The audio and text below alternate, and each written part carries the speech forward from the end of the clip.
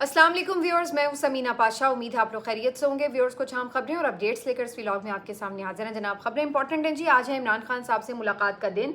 और आज मुलाकात का इम्कान कम है, लेकिन सुप्रीम कोर्ट में इमरान खान साहब के 9 मई के मामलात के ऊपर जो ज़मानत के अपीलें थी उसके ऊपर समाअत ज़रूर हुई है। उसका भी दिलचस्प अहवाल आपके साथ शेयर करते हैं। PTI में क्या कोई कन्फ्यूजन है या इमरान खान साहब के बयान को अपनी मर्जी से मतलब पहना कर बताया जा रहा है? मैं ये बात कर रही हूँ 14 अगस्त के एहतजाज के हवाले से, जिसको PTI की अब ऑलमोस्ट जितनी भी टॉप लीडरशिप है वो एक जश्न का नाम दे रही है। क्या डिफरेंस है इमरान खान साहब की सोच में और इस क़यादत के अल्फाज में, इस पे बात करेंगे। और फिर इमरान खान साहब की सेहत के हवाले से भी काफ़ी खबरें गर्दिश कर रही हैं, उस पर भी क्या लेटेस्ट सिचुएशन है आपको बताएंगे। लास्टली एक एंकर पर्सन डॉक्टर फ़िज़ा की एक वीडियो क्लिप के ऊपर काफ़ी डिस्कशन भी हो रही है, उसके ऊपर भी थोड़ी बात करेंगे। आपसे रिक्वेस्ट है कि चैनल को सब्सक्राइब कर लें अगर अभी तक सब्सक्राइब नहीं किया। तो सबसे पहले इमरान खान साहब से मुतालिक मुख्तलिफ खबरें हैं जी। आज फिर इमरान खान साहब काफ़ी ज़ेर बहस हैं बकौल दुश्मनों के उनके कि जी ये तो ख़त्म शुदा है, लेकिन देखिए हर रोज़ उनके मुतालिक खबर होती भी है और डिस्कस भी होती है। तो आज भी काफ़ी खबरें हैं उनसे जुड़ी हुई। पहली खबर तो ये है कि आज मंगल का रोज़ है और फैमिली की मुलाकात का दिन है। आज भी 6 जो उनके वकला हैं उनकी भी एक लिस्ट भिजवा दी गई है और फैमिली भी ज़ाहिर है मुलाकात के लिए पहुँच रही है। और आज के दिन काफ़ी इम्कान कम है कि इमरान खान साहब से किसी की मुलाकात करवाई जाए, क्योंकि पैटर्न नज़र यही आ रहा है कि इमरान खान साहब से अब कम्युनिकेशन को बिल्कुल ख़त्म करने की कोशिश की गई है। इसीलिए तोशा खाना की जो समाअत हो रही थी, GHQ गेट हमला केस की जो समाअत हो रही थी, वो समाअतें भी अब अडयाला जेल में नहीं की जा रही, ताकि इमरान खान साहब से कोई मिल ना पाए इन समाअतों की बुनियाद के ऊपर। तो अब ये तो वैसे ही मुलाकात का दिन है मंगल, और इस रोज़ फैमिली की तरफ से ज़ाहिर है ज़्यादातर बहनें आती हैं इमरान खान साहब की, और वो सारा सारा दिन बाहर खड़ी होती हैं अडयाला में। अब पिछली दफ़ा एक बहन को चूँकि आखिरी समाअत पे बुलवा लिया गया था, तो इस बात का इम्कान है भी कि हो सकता है एक या दो बहनों को मिलवा दिया जाए। और वकला की तरफ से तो मुश्किल है कि किसी से मुलाकात हो पाए, लेकिन ये भी मुमकिन है कि ज़हीर अब्बास या कोई और वकील को ऐसे ही 5-1 मिनट के लिए मुलाकात करवा दी जाए। तो बस अब चूँकि ये सारी खबरें हतमी तो तब हों जब हम कहें कि जी कानून के मुताबिक ये चीज़ बनती है तो ये यूँ हो जाएगा। जब कानून के मुताबिक कुछ होना ही नहीं है तो फिर हम आपको क्या बताएं कि जी मुलाकात हो सकेगी या नहीं हो सकेगी, क्योंकि ये तो अब वो सिचुएशन बन गई है कि किसी के दिल में आया, किसी की तबीयत और मर्ज़ी के मुताबिक दिल चाहा उसका, तो वो कहेगा कि चलो भाई आज हम ये दरिया दिली का मुज़ाहरा करते हैं, मुलाकात करवा देते हैं। और अगर किसी बात पे साहब को गुस्सा हुआ तो वो कहेंगे कि नहीं जी मुलाकात नहीं होनी। तो अब आइन और कानून तो सारे एक तरफ रह गए हैं, तो अब चूँकि बात जो है वो शख्सी मर्ज़ी पर आकर रुक गई है, तो फिर उसके आगे तो कोई कानून या दलील की मंतक हम आपको दे नहीं सकते। तो देखते हैं जी आज मिजाज यार में क्या है, मुलाकात है या फिर पाबंदी है। लेकिन इमरान खान साहब की बहनें जिस फस्तायत का मुकाबला कर रही हैं और जिस तरह वो हमेशा पहुंचती हैं और कई कई घंटे बाहर अडयाला के बाहर खड़ी रहती हैं, बैठी रहती हैं, बल्कि लास्ट टाइम तो वो डट गई थी कि हम मिले बगैर नहीं जाएंगे, और फिर उन्होंने रात 10-11 बजे तक अडयाला के बाहर स्टे किया। लेकिन फिर अल्टीमेटली महमूद खान अजगज़ई साहब ने भी उन्हें रिक्वेस्ट किया और जो पुलिस वाले वहाँ पे मौजूद थे उन्होंने फिर उनको जाने के लिए कहा, जिसके बाद वो फिर चली गई। लेकिन ये सारी चीज़ें वो हैं जिसके ऊपर इस वक्त मीडिया भी खामोश नज़र आता है। ख़वातीन की जो चैम्पियन हैं, ख़वातीन हुकूक़ की जो चैम्पियन हैं, ख़वातीन और NGOs वगैरह, वो भी खामोश नज़र आती हैं। वो भी कोई इस पे आवाज़ नहीं उठाता कि किस तरह से PTI की जो ख़वातीन हैं जिनको सज़ाएँ हुई हैं उनको भी विक्टिमाइज़ किया गया, और फिर किस अंदाज से इमरान खान साहब की बहनों को यहाँ पर जो है मुलाकात से रोका जाता है। उनकी बेगम के साथ भी यही सलूक हो रहा है। उनकी भी फैमिली पिछली दफ़ा जो है वो काफ़ी देर बाहर वेट करती रही, लेकिन उन्हें मुलाकात नहीं करवाई गई। तो इस पे आप देखिए कि एक बिल्कुल अमन है, खामोशी है, शांति है, जैसे किसी जो इंसानी हुकूक़ और ख़वातीन के हुकूक़ की अलंबरदार ख़वातीन हैं उनको कोई परेशानी नहीं है कि जी ये बूढ़ी ख़वातीन हैं, इनके साथ इस तरह का सलूक क्यों रवा रखा जा रहा है। तो बहरहाल जैसे ही ये मुलाकात अगर हो गई हो भी तो बहुत आखिर में जाके कहीं बिल्कुल दोपहर के वक्त होती है, तो उसकी जो गुफ्तगू होगी, जो भी मुलाकात की खबर होगी, वो अगले व्लॉग में आपके साथ शेयर करेंगे। लेकिन सुप्रीम कोर्ट से एक इमरान खान साहब के लिए अहम खबर ये भी है कि उनकी 9 मई केसेस में जो 8 मुकदमात में ज़मानतों की दरख्वास्त लाहौर हाई कोर्ट ने मुस्तरद की थी, उसके खिलाफ अपील आज समाअत के लिए फ़िक्स थी और उसके ऊपर समाअत भी हुई। सलमान सफदर साहब आज पहुँच चुके थे और उन्होंने ज़ाहिर है इस समाअत में लीड किया। सलमान सफदर साहब तो वैसे इस बात पे भी हैरान थे कि इतनी लंबी तारीख दी ही क्यों गई थी, क्योंकि पिछली समाअत पर उन्होंने कहा कि मैंने तो सिर्फ 5 दिन की छुट्टी ले रखी थी, तो 5 दिन के बाद भी केस लगाया जा सकता था, लेकिन जानबूझकर 2 हफ्तों का गैप डाल दिया गया और इस तरह से ये जो तारीख है वो 12 अगस्त तय हुई, जो कि आज के दिन समाअत हुई। बहरहाल सलमान सफदर साहब कहते हैं कि जी इसके ऊपर जब गुफ्तगू शुरू हुई, ये 3 रुकनी बेंच है बेसिकली, चीफ जस्टिस याया अफरीदी साहब, जस्टिस मियां गुल हसन औरंगजेब साहब और जस्टिस नईम अख्तर अफगान पर मुश्तमिल ये बेंच है, जो कि इमरान खान साहब की ज़मानतों का फ़ैसला करेगा। लेकिन यहाँ पर जो आज दिलचस्प रिमार्क्स सामने आए जस्टिस याया अफरीदी साहब के, वो ये थे कि जनाब जो लाहौर हाई कोर्ट का फ़ैसला आया है उन्होंने तो सारा मेरिट के ऊपर बात कर दी है, जबकि उनका कहना यह था कि ज़मानत के फ़ैसले में सारे के सारा मेरिट नहीं देखा जा रहा होता। यानी कहने का उनका मतलब है कि जो केस के डिटेल्स हैं मेरिट्स की, उसके ऊपर डिस्कशन नहीं होती, लेकिन जो फैसला उन्होंने दिया है वो तो ऐसे लग रहा है कि उन्होंने इमरान खान को मुजरिम ही ठहरा दिया हुआ है और मेरिट्स के ऊपर ही फैसला सुना दिया हुआ है, जबकि बात यहाँ पे सिर्फ ज़मानत को एड्रेस करने की थी। तो इसके ऊपर चीफ जस्टिस याया अफरीदी साहब ने बजाय इसके कि फिर इस केस के ऊपर, अब चूंकि उन्होंने तो मेरिट डिस्कस कर ही लिया है, तो भाई आप फिर इसके ऊपर बात करते कि ये मेरिट्स ठीक डिस्कस हुए हैं या नहीं, और ज़मानत के लिए जो दस्तयाब शवाहिद थे वो मौजूद थे या नहीं, कि जिसकी वजह से उन्होंने रिजेक्ट की। तो इसके ऊपर उन्होंने हतमी फैसला ना करना था, ना किया। उन्होंने आगे से इस पूरी कहानी को एक नया मोड़ दे दिया है, क्योंकि चीफ जस्टिस याया अफरीदी साहब इस बात के लिए मशहूर हैं कि वो कभी भी ब्लैक एंड वाइट फैसले नहीं देते, हमेशा अपने लिए कोई ग्रे एरिया तलाश करते हैं। एक थोड़ी उधर की भी बात रह जाए, थोड़ी उधर की भी बात रह जाए, ना उधर की तरफ जाऊं ना उस तरफ जाऊं, ये इंसाफ नहीं होता। आपने इंसाफ करना है कानून और आइन के मुताबिक, आपने कोई पंचायती काम नहीं करना कि मैं सारे फरीक को खुश कर दूं। तो बात यह कि यहाँ पर हमारी अगर सबसे बड़ी अदालत का जो चीफ जस्टिस है वो भी इस एक मौक़िफ़ के साथ बैठा हुआ है कि उसने इंसाफ नहीं करना, बल्कि उसने बस कोई दरमियाना रास्ता निकालना है, तो फिर बाकी बात क्या रह जाती है। तो चीफ जस्टिस साहब की हवाले से मैं ये बात क्यों कह रही हूँ, वो इसलिए कह रही हूँ कि आपने अगर उन्होंने फ़ैसला मेरिट के हवाले से जो निकात में लिखा है तो आप उन्हीं को जज करेंगे, लेकिन चीफ जस्टिस साहब यहाँ पे एक नई कहानी खोल कर बैठ गए हैं कि जी पहले तो हम ये तय कर लें कि मेरिट के ऊपर बात करनी भी थी या नहीं करनी थी। और अब इसी सिलसिले में उन्होंने फ्री कैन को नोटिस जारी कर दिए हैं और वकला से कहा है कि आप आके इस मामले के ऊपर बहस करें कि जी हाई कोर्ट के अंदर मेरिट्स के ऊपर बात होनी चाहिए थी या नहीं होनी चाहिए थी, बाकी बातें फिर बाद में देख लेंगे। तो अब बहुत से लोग जो चीफ जस्टिस याया अफरीदी साहब को कवर करते रहे हैं और उनको इस बात का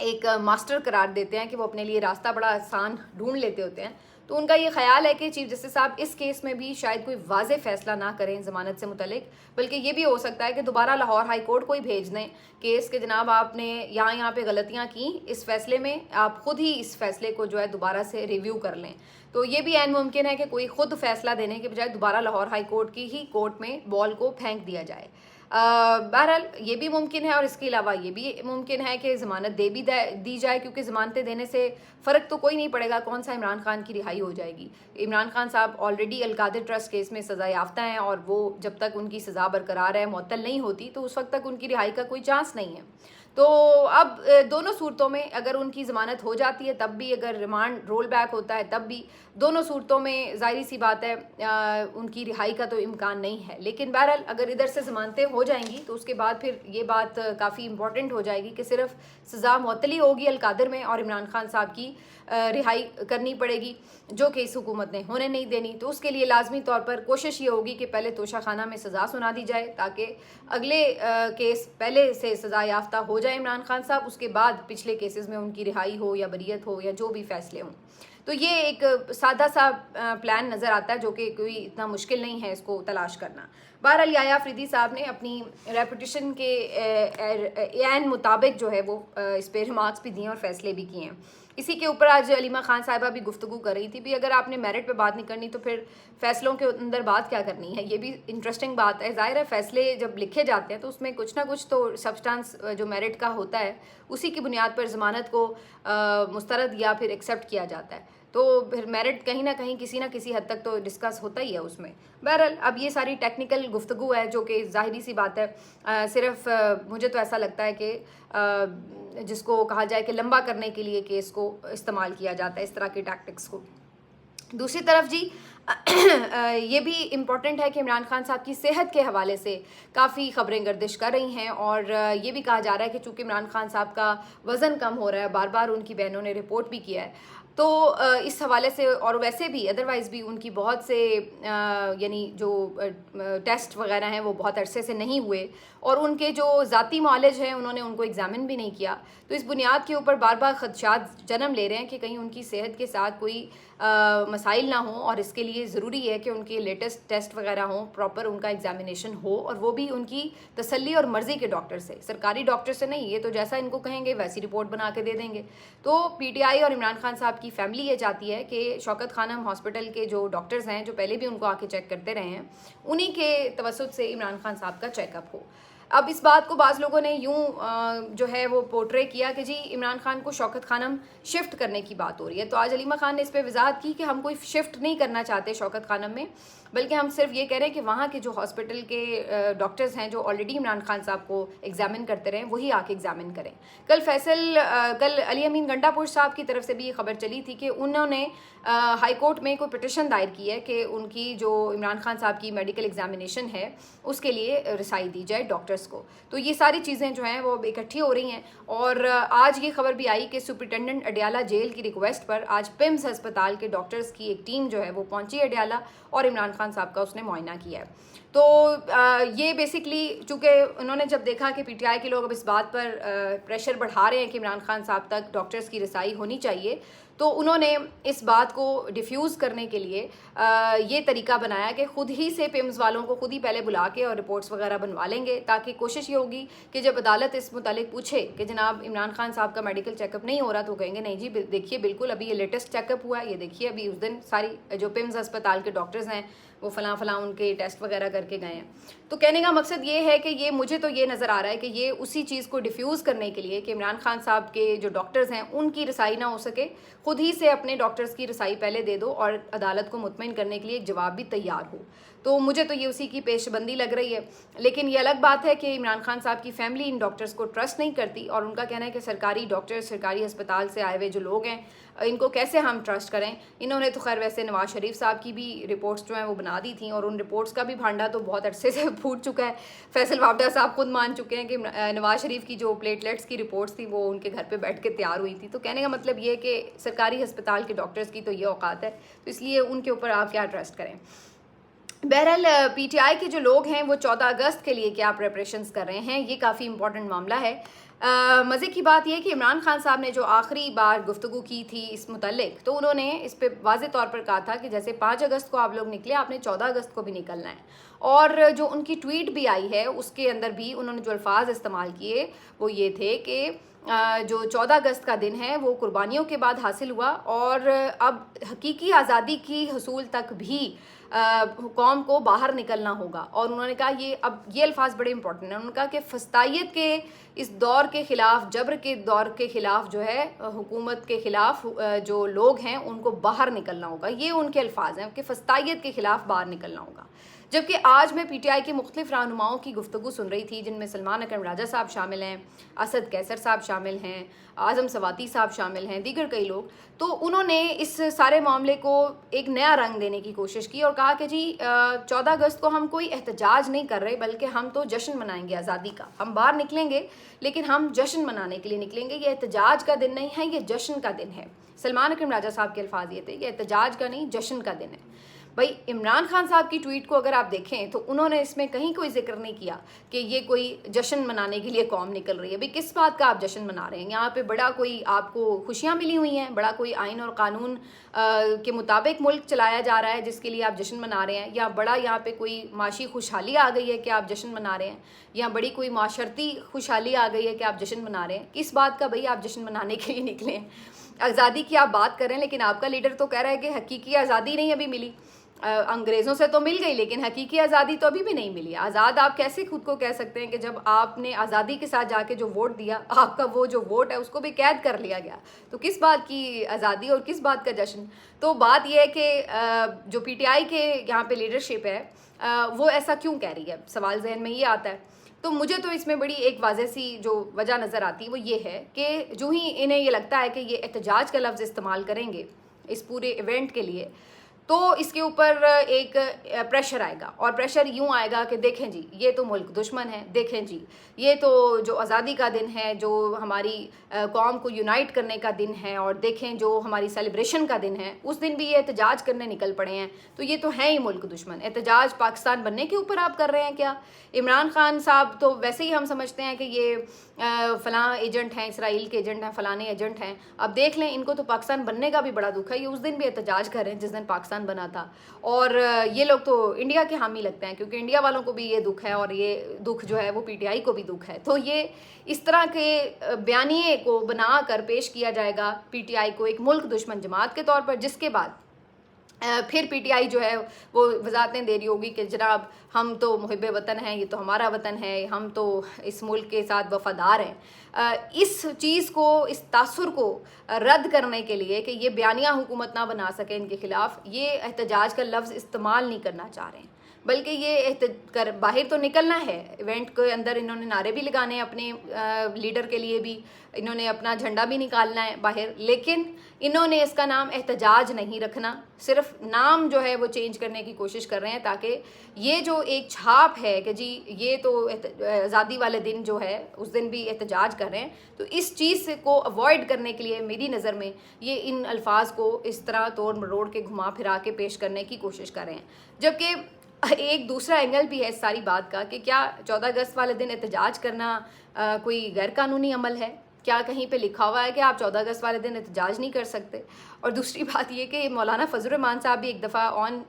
रिकॉर्ड ये स्टेटमेंट दे चुके हैं कि हम नहीं मनाएंगे 14 अगस्त। ये एक दफ़ा वो बड़े नाराज़ थे और उन्होंने ये इस तरह करके एक मामले के ऊपर ये अल्फाज भी कह डाले थे। तो अगर मौलाना फजल रहमान साहब को ये अल्फाज कहने के बावजूद भी कोई मुल्क दुश्मन साबित नहीं कर सका, तो पीटीआई वाले इतना डरते क्यों हैं? ये एक अपनी जगह सवाल है कि इन लोगों को इस बात से भी खौफ आता है कि अगर हमने एहतजाज का लफ्ज़ इस्तेमाल किया तो इस तरह की जो है वो फिर से गिरफ्तारियां और ये तमाम चीज़ें भी होंगी, और साथ साथ हमारे ऊपर इस किस्म के एलिगेशंस भी लगेंगे। ज़ाहिर है ये भी कहीं ख़तरा मौजूद है कि फिर एहतजाज का नाम लेकर निकलेंगे तो ये कहा जाएगा कि जी इनको गिरफ्तार करो, मुकदमात बनाओ। तो इस चीज़ को भी अवॉइड करने के लिए शायद वो इस लफ्ज़ को अवॉइड करने की कोशिश कर रहे हैं। तो बहरहाल वजह कोई भी है, इसके बाद आप फिर वहीं उसी नतीजे पे पहुंचेंगे कि इनका लीडर जेल में बैठ के भी इस तरह की बातों के ऊपर अंडर प्रेशर नहीं आता कि कौन क्या कहेगा, किस तरह के एलिगेशंस लगेंगे, और ना ही वो किसी लफ्ज़ को इस्तेमाल करने में, किसी का नाम लेने में कोई हिचकिचाता है। लेकिन जो बाहर लीडरशिप है वो इमरान खान साहब की तरह हौसलामंद नहीं है, और वो कहीं ना कहीं लफ्ज़ों के हेर फेर में ख़ुद को कवर करने की कोशिश बहरहाल करती है। आखिरी जी बात करते हैं आज डॉक्टर फ़िज़ा की कहानी की हवाले से। डॉक्टर फ़िज़ा जो हैं, आपको मालूम है कि एंकर पर्सन है, बोल न्यूज़ में भी काम कर चुकी हैं, बहुत से दीगर इदारों में भी, और ये इनका लेटेस्ट क्लिप जो है वो सुनो न्यूज़ में आजकल काम कर रही हैं। तो काफ़ी एक दिन पहले वायरल हुआ जब सनाउल्लाह मस्ती खेल साहब पीटीआई के एमएनए इनके साथ गेस्ट थे इनके प्रोग्राम में, और वहाँ पर अमेरिका से मुतालिक पॉलिसी पर बात करते हुए डॉक्टर फ़िज़ा ने कहा कि जनाब आपने ट्रंप को अपना अब्बा बनाया हुआ था। तो बड़े चिखते चिल्लाते अंदाज में, बड़े एग्रेसिव स्टाइल में उन्होंने सनाउल्लाह मस्ती खेल साहब के सामने 2 मरतबा ये अल्फाज रिपीट किए कि ट्रंप तो आपका अब्बा था, ट्रंप तो आपको ने अपना अब्बा बनाया हुआ था। तो इस तरह बड़े तज़हीक आमेज़ लहजे में उन्होंने ये बात की, जिसके ऊपर सनाउल्लाह मस्ती खेल साहब भी काफ़ी नाला हुए और उन्होंने ये एहतजाजन शो छोड़कर चले गए।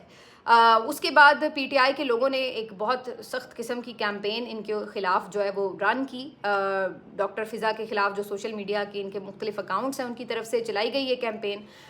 ये तो बात ठीक है कि बहसियत सहाफ़ी हम भी समझते हैं कि डॉक्टर फ़िज़ा का जो स्टाइल था वो नामुनासिब था, अल्फाज भी नामुनासिब थे,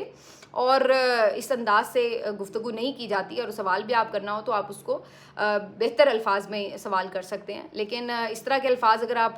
इस्तेमाल करते हैं तो ज़ाहिर सी बात है अगले बंदे का रिएक्शन भी उस पर आ सकता है। तो ये बात तो मेरे ख्याल बहुत से और सीनियर सहाफ़ी और जो डिसेंट लोग हैं, जो अच्छे पढ़े लिखे लोग हैं, सब ने इस बात को कंडेम किया कि ये मुनासिब अंदाज नहीं था डॉक्टर फ़िज़ा का। यहाँ तक तो बात ठीक है, लेकिन बहरहाल फिर कुछ सोशल मीडिया अकाउंट्स की तरफ से उनकी किरदार कुशी और उस तरह की काफ़ी ज़्यादा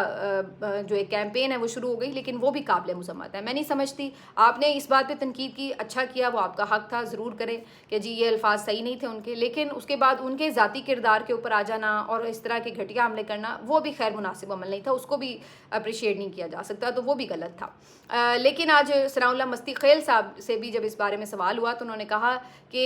अब आगे बहन बेटी बैठी हो तो उसके साथ कोई बदतमीज़ी करने से बेहतर ये है कि बंदा शो ही छोड़ के चला जाए। और उन्होंने कहा यही मैंने किया कि मुझे लगा कि बजाय इसके कि मैं यहाँ बैठूँ और मज़ीद कुछ मेरे मुँह से निकले, उससे बेहतर है कि मैं शो ही छोड़ के चला जाऊँ। और फिर उन्होंने इस ऊपर ये भी अल्फाज इस्तेमाल किए कि जब सिफारशी लोग आके बैठ जाते हैं तो फिर इसी किस्म की सूरत हाल बन जाती है। तो यानी दूसरे अल्फाज में उन्होंने डॉक्टर फ़िज़ा के लिए ये अल्फाज इस्तेमाल किए कि वो सिफारशी हैं और इसी वजह से उनको परवाह नहीं है कि वो क्या बोल रही हैं, किसके लिए बोल रही हैं, कैसे अल्फाज का इस्तेमाल कर रही हैं। तो ये जी काफ़ी ज़्यादा इस इशू के ऊपर भी, इस क्लिप के ऊपर काफ़ी डिस्कशन होती रही और बहुत से लोगों ने इसको तनकीद भी की। ये बात दुरुस्त है कि हम सहाफ़ी भी बाजू का तजावुज़ कर जाते हैं, बहुत सख्त अल्फाज इस्तेमाल कर लेते हैं, लेकिन ये भी बात अपनी जगह दुरुस्त है कि ज़ाहिर है जहाँ पे ख़वातीन इन्वॉल्व होती हैं तो वहाँ पर फिर लोग थोड़ा इस बात को और भी ज़्यादा एहतियात से देखते हैं कि जी ख़वातीन के सामने कोई गैर मुनासिब बात ना हो। तो वहीं ख़वातीन के ऊपर भी ये ज़िम्मेदारी आयद होती है कि वो भी ख़वातीन होने का नाजायज़ फ़ायदा ना उठाएं, बल्कि वो भी अपनी जो गुफ्तगू है उसमें शाइस्तगी का एलिमेंट जो है वो बरकरार रखें, तनकीद करें, सख्त अल्फाज में भी करें, लेकिन इखलाक से गिरे हुए अल्फाज इस्तेमाल नहीं होने चाहिए। मिलते हैं आपसे अगले वीलॉग में, अपना ख्याल रखिए, अल्लाह हाफ़िज़।